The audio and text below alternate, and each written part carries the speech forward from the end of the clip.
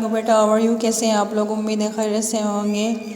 Class 6 کا 3rd lesson, second semester کا 3rd lesson شاہ عبداللطیف بھٹائی۔ کیا نام ہے بیٹا؟ شاہ عبداللطیف بھٹائی۔ شاہ عبداللطیف بھٹائی کون ہے؟ شاہ عبداللطیف بھٹائی سندھ کے مشہور شاعر تھے۔ اس کا نام ہے، جہاں اس کی درگاہ حالہ میں ہے، آپ کو پتہ ہوگا۔ سندھ میں رہنے والا کون شخص ہوگا جس نے شاہ عبداللطیف بھٹائی رحمۃ اللہ علیہ کا نام اور کلام نہ سنا ہو؟ مینس کیا نہ سنا ہو؟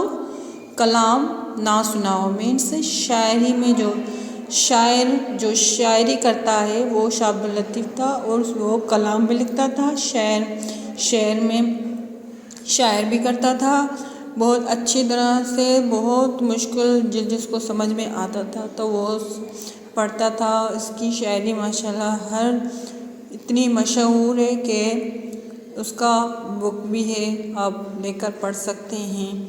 شاہ صاحب کا شمار پاکستان کے مشہور قومی شاعروں اور بزرگوں میں ہوتا ہے۔ وہ بہت بڑے شاعر تھے پاکستان کے۔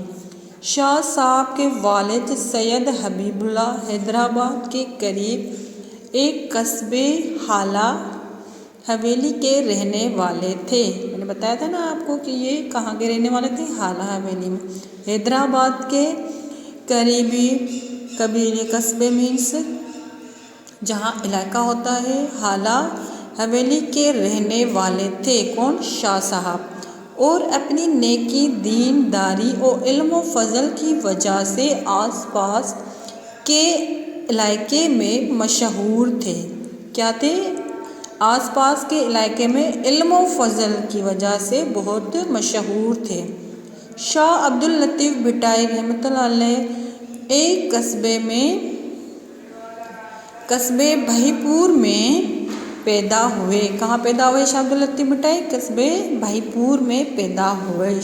شہر کا نام ہے، قصبے کا نام ہے۔ شاہ صاحب بچپن میں ہی سے نیک دل اور دیندار تھے۔ کیا تھے؟ بچپن میں ہی سے نیک دل اور دیندار تھے۔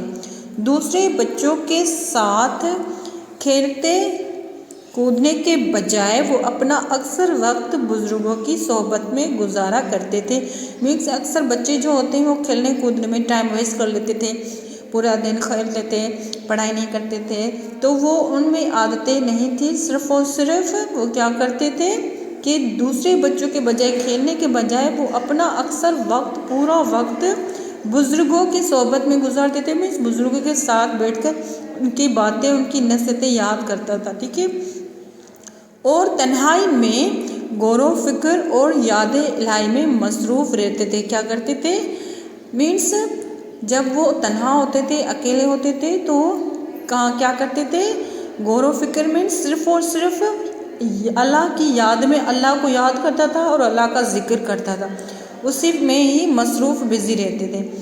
ایک قول ہے کہ جس نے تنہائی میں اپنے خیالات پر اور محفل میں اپنی زبان پر قابو پا لیا وہ کامیاب ہوا۔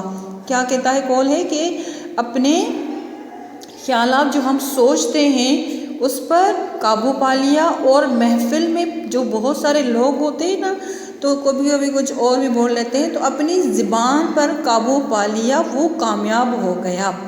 صحیح ہے بیٹا، آج ہم یہاں تک لیسن پڑھیں گے، کل دوبارہ پڑھیں گے۔ اچھی طرح سے گھر میں تیاری کیجیے گا، لیسن کو سمجھیے گا۔ شاہ عبداللطیف بھٹائی اسی میں سے سوال آئیں گے۔ اللہ حافظ۔